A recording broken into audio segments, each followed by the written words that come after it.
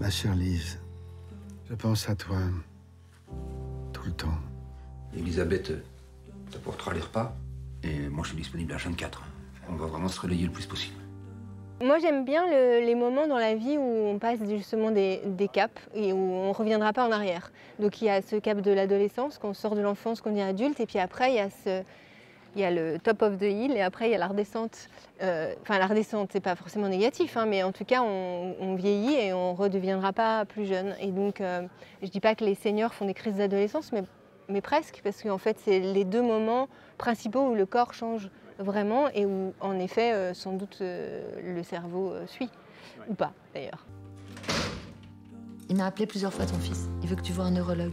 Est-ce que tu es désorientée en ce moment? Non mais c'est lui qui devrait se faire soigner. Elle t'a pris ta tension au moins? Ma tension descend quand on lui fout la paix. Donc j'avais envie de parler de cet âge-là j'avais envie aussi de parler du deuil. Parce que j'ai cette petite colère contre l'existence comme plein de gens, de me dire que je ne contrôle absolument pas ni la maladie, ni la mort, ni les fatalités de l'existence. Et donc l'idée c'était que quand on écrit des scénarios, ou quand on écrit des livres, ou quand on fait de la création de toutes sortes, on a un peu ce petit pouvoir de changer le réel, d'imaginer disons des propos qui nous sauvent un peu l'âme, et qui nous permettent de traverser tous ces moments difficiles. Et donc je me disais, qu'est-ce qui pourrait faire traverser ce deuil un peu plus légèrement.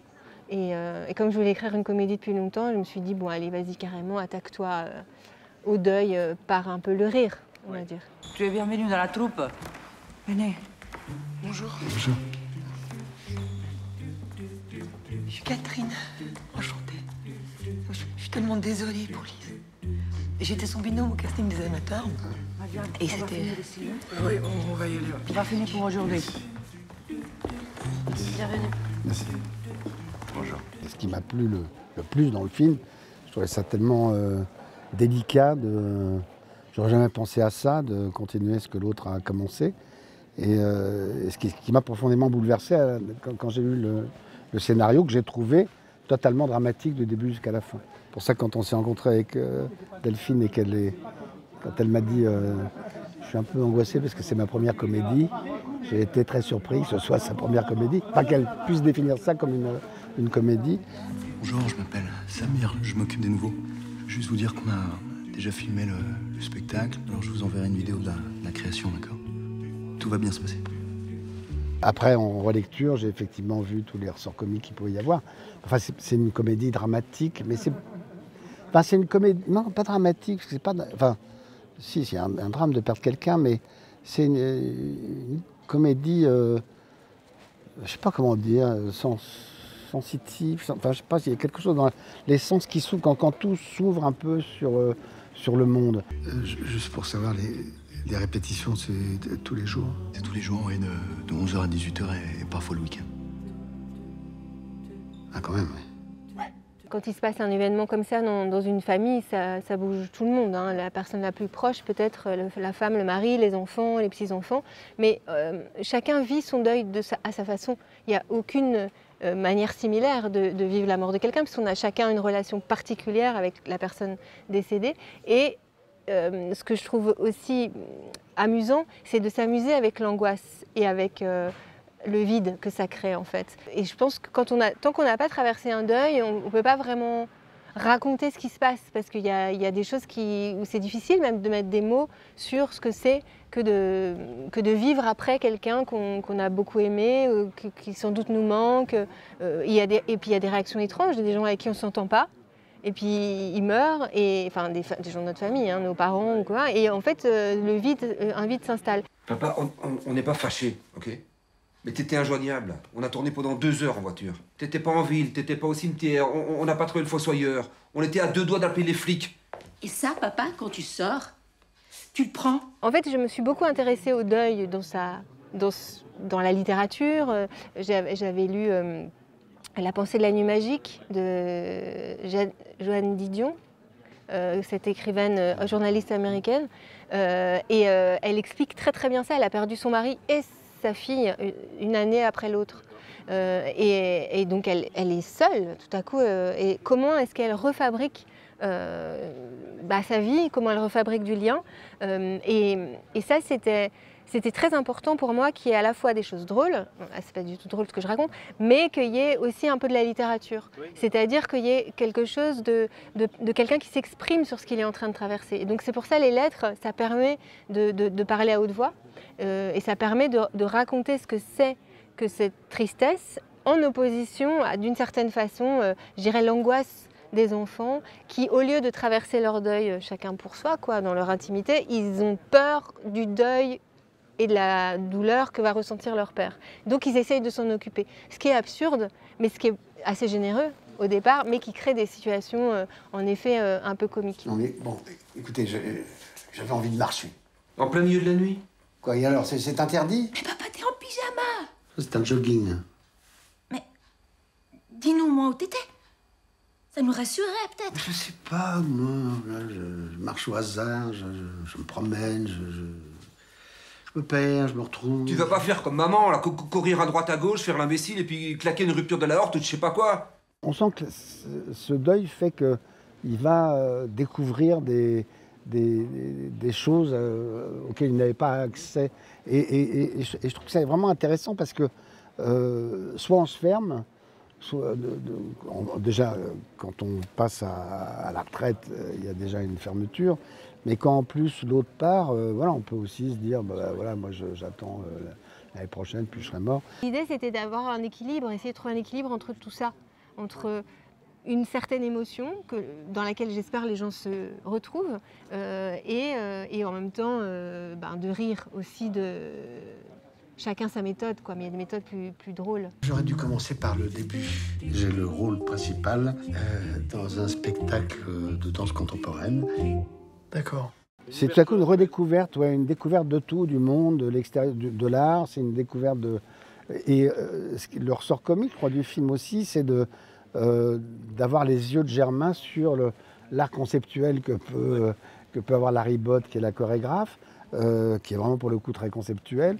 Et c'est le regard du citoyen ordinaire qui voit qu'est-ce que c'est que ce truc-là, c'est de la danse, c'est quoi? Ah bon, vous appelez ça de la danse?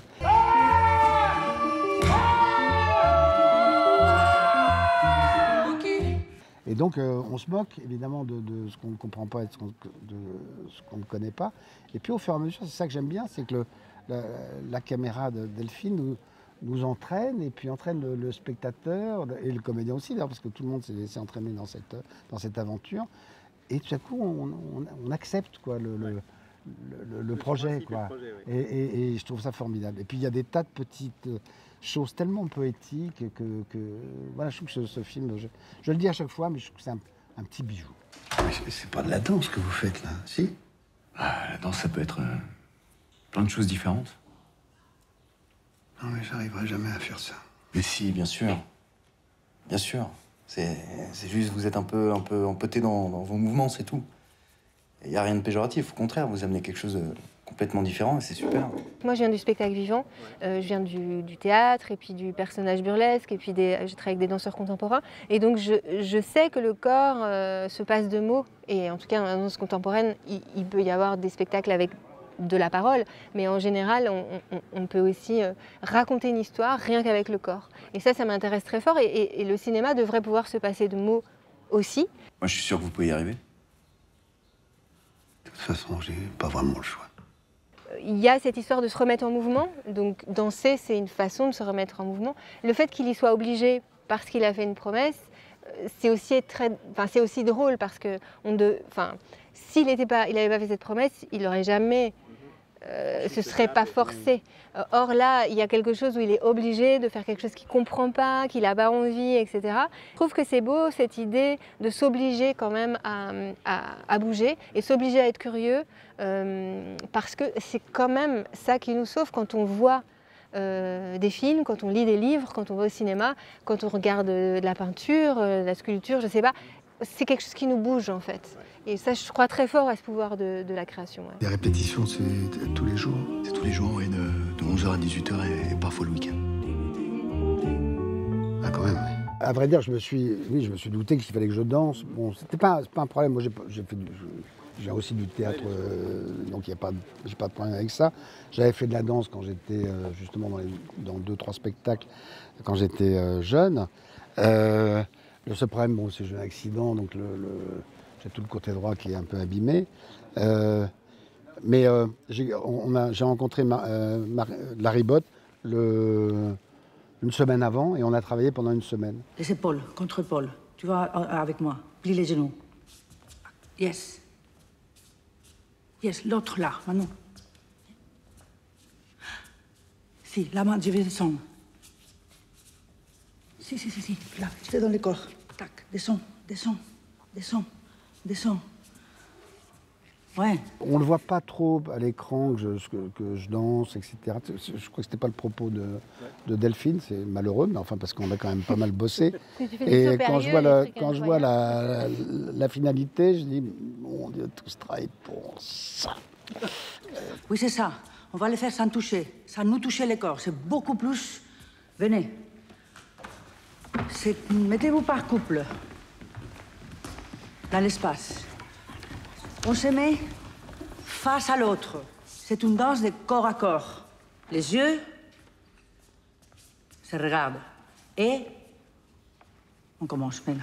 Parce que je crois que c'était à peu près 4 semaines de tournage dans les théâtres. Oui, à peu près. À peu près, ouais, 3 ou 4 semaines. 3 semaines au théâtre et une semaine de répétition. Ça faisait 4 semaines avec la troupe. Et là, moi, j'étais heureux parce que c'était un... Voilà, je retournais dans ma jeunesse où j'étais en troupe et dans la création, la vraie création, avec tout ce que ça comporte comme ridicule en soi et puis comme ouverture d'esprit sur le monde, quoi. Non, sur le papier, c'est pas évident, d'autant que j'avais à ce moment-là une version de scénario où j'avais pas encore travaillé avec Larry Bott pour qu'elle décrive et qu'elle écrive avec son propre travail de chorégraphe les pièces de danse, puisqu'en fait c'est inspiré de son propre travail. Et moi, j'avais imaginé des choses qui n'étaient pas du tout celles-là, qui étaient un peu plus classiques, un peu plus, peut-être un peu plus sombres, parce que encore une fois, donc j'écris plutôt des drames. Oui, oui. Et là, en fait, avec l'apport de Larry Bott et son personnage comme ça, quand même haut en couleur et très fort aussi de madrilène, fort caractère, elle amène quand même aussi au film quelque chose.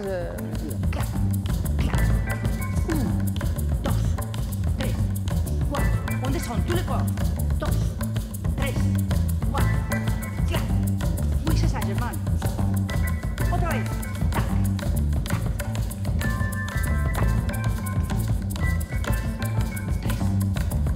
Suis-moi. Il y avait un texte pour tout le monde. Et elle comme c'est pas une actrice, elle a dit ce qu'elle voulait, quoi. Mais en accord avec Delphine, c'était... Parce qu'elle n'y arrivait pas, elle dit, c'est difficile, est-ce que je peux dire, moi, ce que je veux? Oui, bien sûr, vas-y. Et hop, elle y est allée, etc. Donc, effectivement, il y a des moments, si vous voyez le film, ça ne veut strictement rien dire ce qu'elle dit, mais enfin bon, voilà, c'est pas très grave. Germain, c'est très beau, viens. Viens ici au centre, s'il te plaît. C'est très bien. A ver. Approche-toi de moi. Avec le corps entier, oui. Très bien. Très bien. Je te pousse là. Avec les yeux. On descend. Ouais. La danse contemporaine, ça ne s'explique pas. Enfin, il y a quelque chose qu'on doit pouvoir ressentir ou pas. On a le droit de rien ressentir. Mais l'idée, c'était aussi de filmer ça, le processus de création. Moi, je pense que ce qui m'intéresse le plus, c'est quand même le chemin. Enfin, je veux dire, la fabrication, quoi. Moi, au moment où on fabrique, j'adore. Après, là, c'est rigolo, on monte le film, on parle aux gens. Mais c'est vrai que moi, je ne suis contente, quelque part épanouie, ravie, que dans l'action sur le plateau, ou même quand on écrit le scénario, quand on répète, quand on rencontre les acteurs. Voilà, de commencer à faire le gâteau, quoi. Après, on le voit, il est joli, pas joli. Voilà. Mais et elle est un peu comme ça aussi. Ouais.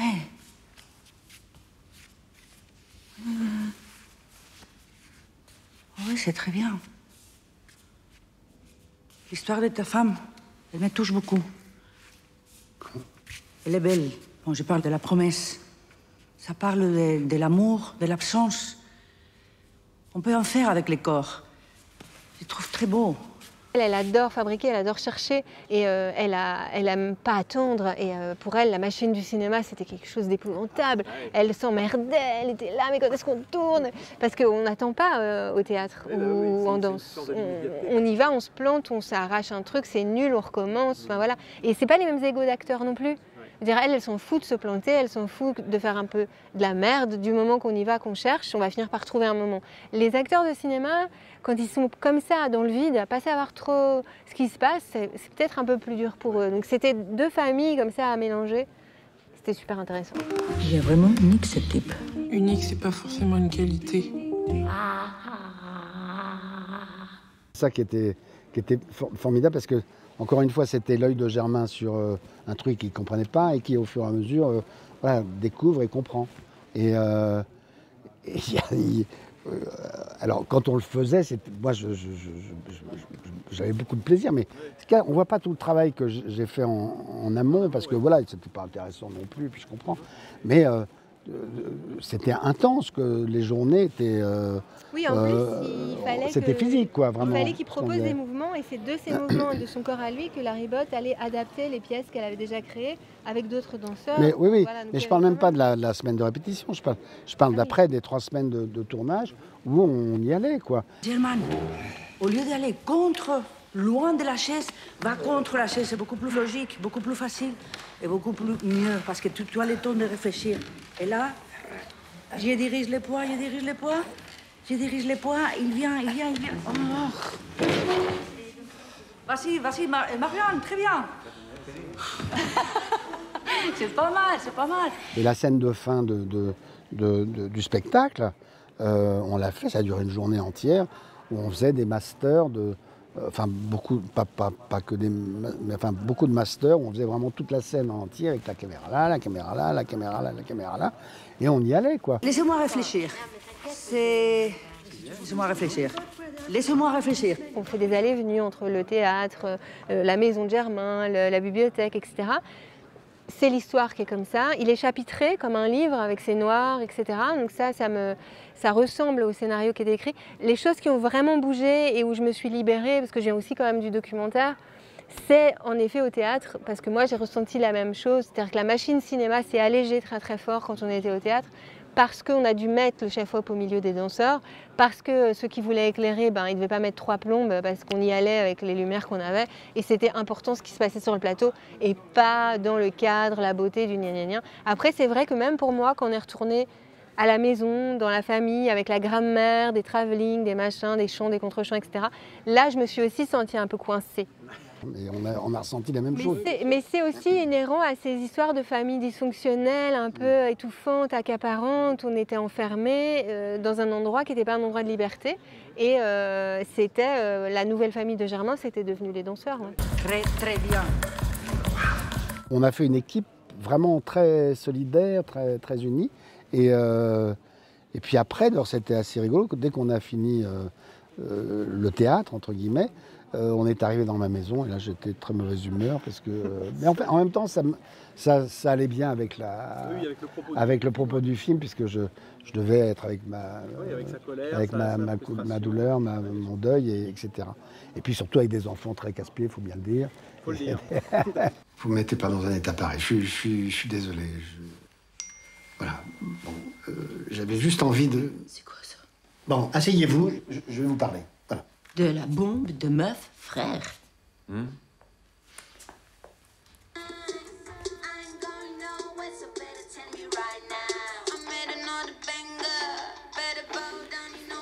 Bon, C'est drôle d'ailleurs qu'il faut une génération pour que ça s'accorde. À vrai dire, je m'entends bien avec mes petits-enfants. Mes petits-enfants m'adorent, mais ils détestent leurs parents, quoi. C'est la vie. Papa, tu décroches, s'il te plaît. Oh, quoi encore? Non, je mets pas ça, moi. J'ai mes limites, moi. Et puis quoi encore? On écrit un scénario, on a une idée, on se dit ah tiens, tel acteur. Et puis il y a ce jeu aussi de se dire bon, faut prendre quelqu'un entre tel âge et tel âge, de quand même un peu connu. On a des obligations aussi pour financer les films, évidemment. On n'était pas parti tout de suite sur François, et cet acteur m'a donc dit non. Finalement non, alors qu'on avait commencé à travailler on était avant. sur le grand âge, hein. Enfin, On est- ce que c'est faut le un dire, ça, personnage quand même, plus parce que, âgé. oui, qui était plus Ouais. vieux que moi. Oui. On était plus vers les 75, 80 que vers le. Parce que 75, François, quand il a tourné, il 75. n'avait même pas 70 ans. 70 ans. 70. Ouais. Enfin voilà. Et puis quelques semaines avant le tournage, malheureusement, voilà, je perds l'acteur. Et cet acteur gentiment téléphone à François pour dire il y a un projet pour toi. Notre agent commun me dit tu devrais appeler François, etc. Les choses se font un peu en dehors de moi parce que moi j'étais encore un peu dans la stupéfaction, je ne savais pas quoi faire. Et je reçois un coup de fil de François qui avait lu le scénario très très vite. Je pense qu'il a reçu le matin, il m'a appelé à midi ou un truc comme ça, enfin ça a été vite. Et il m'a dit bon, c'est Berléand, mais lui dit qu'il a dit c'est François, mais bon, c'est pas grave. Non, c'est François Berléand, je ne peux pas dire c'est Berléand, c'est impossible, c'est pas... Et en tout cas, je veux faire ce rôle, et si ce n'est pas moi, je me suicide. Et là, moi j'ai été en vacances assez loin, et j'étais là, non mais il ne faut pas faire ça. Donc il y avait quand même une pression, une sorte de menace, on peut le dire. Hein. Et je me sentais pas... Je me sentais pas d'être responsable du décès de François Berléand, ni de, enfin encore moins de son suicide. Bon, après on a ri et on a discuté, voilà, mais c'est vrai qu'il n'avait pas tout de suite compris l'aspect comédie, donc heureusement on a... C'est pas évident. Hein. Germain, les échauffements uniquement avec Samir. Papy? Je savais pas que tu devais passer. J'ai d'abord casté Casey, enfin que je connaissais parce qu'il est suisse et que mes producteurs avaient déjà travaillé avec lui sur le film de Ursula Meyer, non, sur Home au début. Et puis moi je le vois souvent dans les films où il est dur, où il est un adolescent rebelle, où il est dans une espèce de violence et tout ça. Et je voulais absolument qu'il soit comme il est dans la vie, c'est-à-dire un garçon absolument doux, tendre, je trouve quand même apaisé. Il est tourmenté, mais c'est quand même un garçon qui a mûri. Et je trouvais beau de me dire que dans ce travail de la danse, lui aussi avait trouvé une place et quelque chose qu'il aligne comme ça. Et donc il est venu aussi répéter avec nous en amont, parce qu'il n'est pas du tout danseur, et il a quelque chose aussi de très physique, il est très dans le muscle qui est ici. Et donc il a fallu un peu assouplir tout ça. Attends, qu'est-ce que tu es en train de nous dire là? Qu'est-ce qu'il y a? Que lui, il m'intéresse. Attends, pardon, enfin... On est à 4 semaines de la première. Avec quelqu'un, en plus un vieux, enfin... Quelqu'un qui a jamais dansé. On change tout là, c'est ça? Non mais... oui. Vous aussi en fait, un peu, non? Ça va. Mais oui, on peut tout changer. On peut tout changer. Qu'est-ce que tu en penses, Samir? Ah oui, moi je suis avec toi. Oui. Oui, 4 semaines, super. Déborah, moi je l'ai vue au théâtre. J'avais écrit un rôle pour elle dans la série que j'ai réalisée finalement après le long métrage. C'est une actrice aussi que j'aime beaucoup et je voulais absolument qu'il y ait des corps diversifiés comme il y a dans la vie et pas des corps stéréotypés de danseurs. D'abord, c'est aussi un hommage au travail de Larry Bott qui travaille souvent avec des amateurs et qui travaille aussi avec des gens qui ont plus de 60 ans, des gens qui sont tout maigres, des gens qui sont plus gros, etc. Et donc j'avais vraiment envie qu'il y ait cette troupe et cette diversité pour que les gens puissent s'identifier aussi. Enfin, le truc au départ c'était un peu naïf, mais ça fonctionne, c'était de dire tout le monde peut danser. Parce qu'on n'est pas dans la perfection du mouvement, parce qu'on n'est pas dans la danse classique, c'est pas du tout la même émotion qu'on cherche.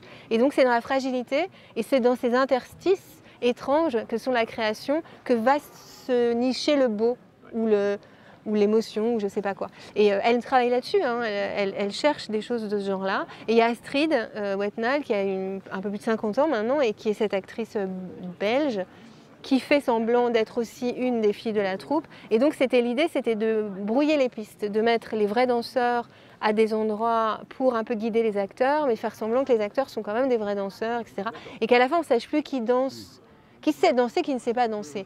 Parce qu'au final, on s'en fout. Ta présence, Lise, je la sens quand je danse. Ton sourire me manque. Je dois dire, en général, je ne regarde pas, ça ne m'intéresse pas du tout. Là, il se trouve que le film a été sélectionné à Locarno et on m'a dit, il faut que tu vas à Locarno, putain, tu sais, il faut aller à la Piazza Grande, c'est énorme, etc.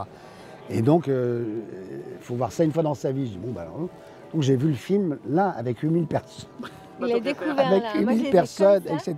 Et sur un écran qui est gigantesque. Vraiment, il n'y a pas un écran plus grand en France, en Europe d'ailleurs. C'est le plus grand d'Europe. Et on voit ça avec 8000 personnes qui rient, qui pleurent, qui applaudissent après avec Solenio à la fin. Et j'ai été... Moi, normalement, je suis très critique, c'est épouvantable. Dès qu'il y a un truc qui ne va pas, j'étais à chier, si je suis mauvais, pourquoi elle a pris cette prise-là, pourquoi elle a fait ci, pourquoi elle a fait ça. Et là, je sais pas, je me suis laissé embarquer, j'ai quitté ce vieux qui est là dans le truc, et je me suis même plus... pour la première fois de ma vie, je ne me suis pas regardé, quoi. Je sais pas comment dire, j'étais spectateur et j'étais spectateur du film, mais vraiment spectateur du film, et je trouvais le film formidable. Mais je suis vraiment amoureux de ce film, et pour le coup, je l'ai revu après. Ah oui. Oui, c'est la première fois, je vois 3 fois un film.